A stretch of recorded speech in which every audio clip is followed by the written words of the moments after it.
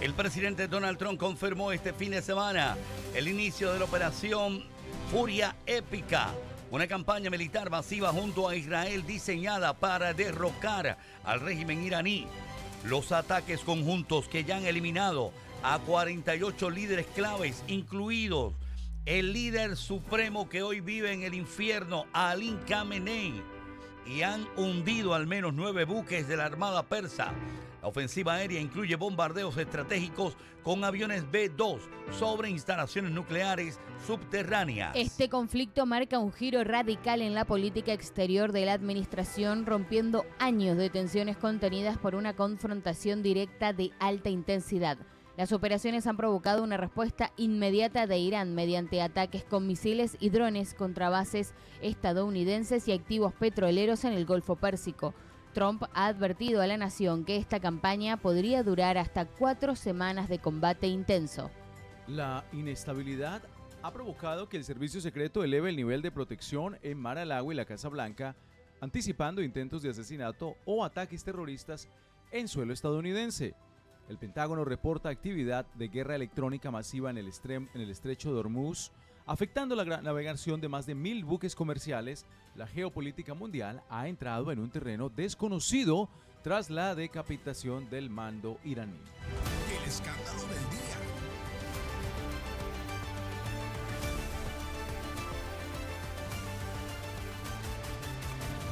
Y anticipándome a las palabras, a la disertación de Rey Cruz Santiago, le voy a dejar unas preguntas para que conteste. Lanzar una guerra de esta magnitud sin una estrategia de salida clara y sin el apoyo del Congreso, ¿es una receta para el desastre humanitario? ¿Estamos arriesgando la vida de miles de jóvenes estadounidenses y provocando un colapso económico que pagarán las familias más pobres en la gasolinera? ¿Es la diplomacia siempre será preferible a una masacre que desestabilizará Oriente Medio por las próximas décadas? Los congresistas republicanos que ya se mostraron en contra de esta acción militar sin pasar por el Congreso, ¿están equivocados? Me sorprende que precisamente tú que tienes un auto eléctrico porque no quieres y que dañar el clima, el ambiente, esté preocupado por el costo de la gasolina. ¿Sabes qué? Finalmente tenemos un comandante en jefe con el coraje de extirpar el cáncer del terrorismo islámico desde su raíz en Teherán. Tú dices, esto que va a crear un problema humanitario porque durante semanas estuviste escondiendo la noticia y no comentando sobre las personas que estaban siendo víctimas del régimen. Más de 300 jóvenes perdieron la vida.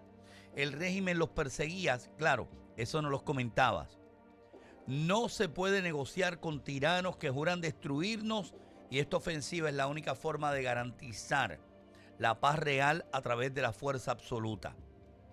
Debemos, señoras y señores, apoyar el desmantelamiento total de ese régimen criminal, sin importar las quejas de los globalistas, sin importar las quejas de los zurdos y sin importar si los falsos patriotas vienen a preocuparse hoy más por el precio de la gasolina, señoras y señores, que por el precio de la libertad. El escándalo del día. Libertad, anoten esa palabra. Libertad. ¿Como la de Venezuela?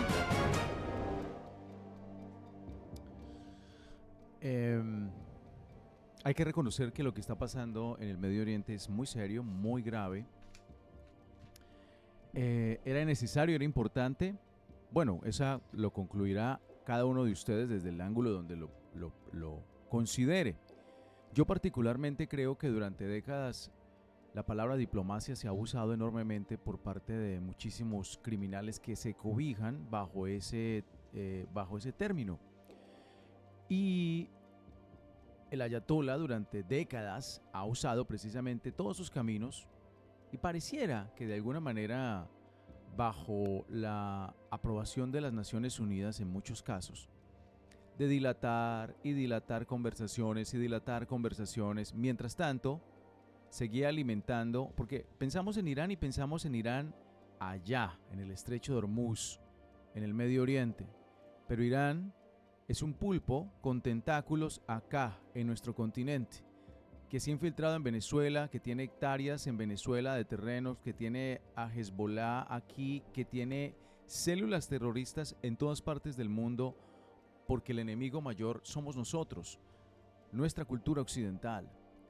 Y durante décadas se ha venido fortaleciendo y fortaleciendo, y han pasado presidentes por esta nación que le siguen el juego, como Obama cuando decidió mandarles dinero, como Biden cuando decidió remover las sanciones que tenían, y sin embargo venían fortaleciendo su uranio con el cuento de que no era para hacer bombas atómicas. Por favor, esos son criminales. El ayatolá ha matado a su propio pueblo.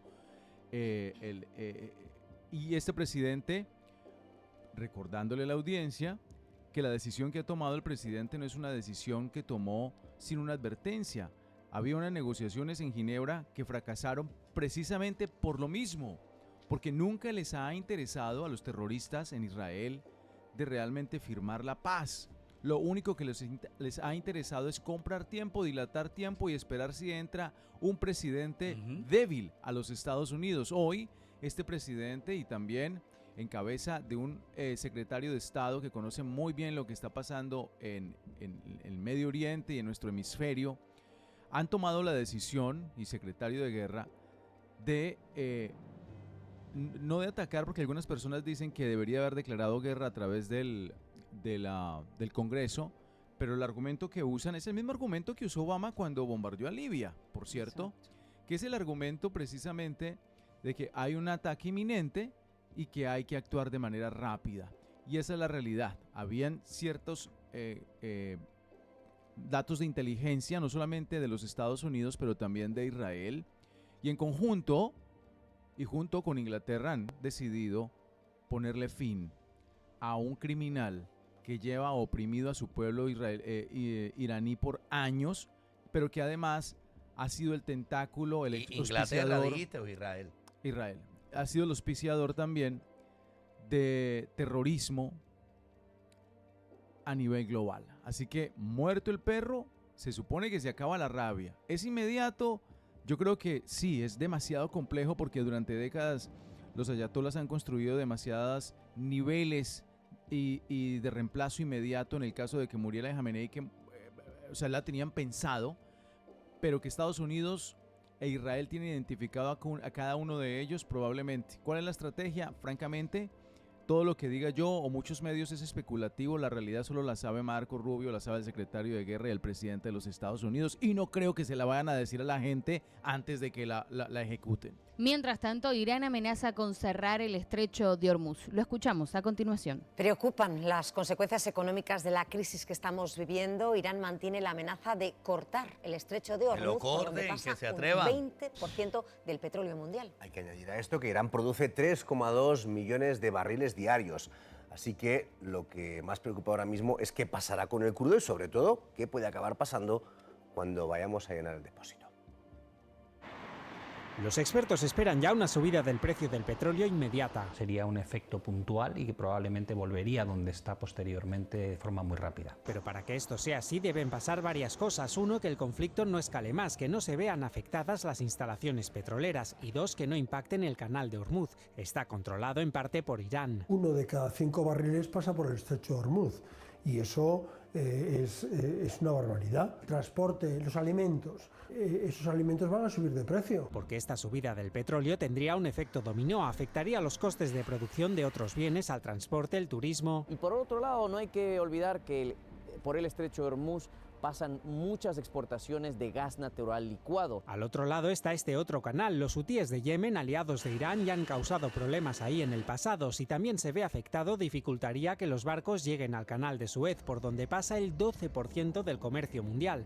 La ruta a España, por ejemplo, dejaría de ser por el Mediterráneo para ser mucho más larga. De nuevo, más costes, subida de precios. Además, no sabemos qué sistema político va a haber en Irán. O sea, el último cambio político en Irán fue una caída espectacular en la producción de petróleo, un desorden en el país. Según lo que vaya pasando, las consecuencias económicas como la inflación o el estancamiento, dicen, pueden ser muy graves. Bueno, ahí ustedes escucharon, señoras y señores, al regreso del Escándalo Express, vamos a escuchar las opiniones de ustedes. Al 305-600-0990. Vamos con el Escándalo Express.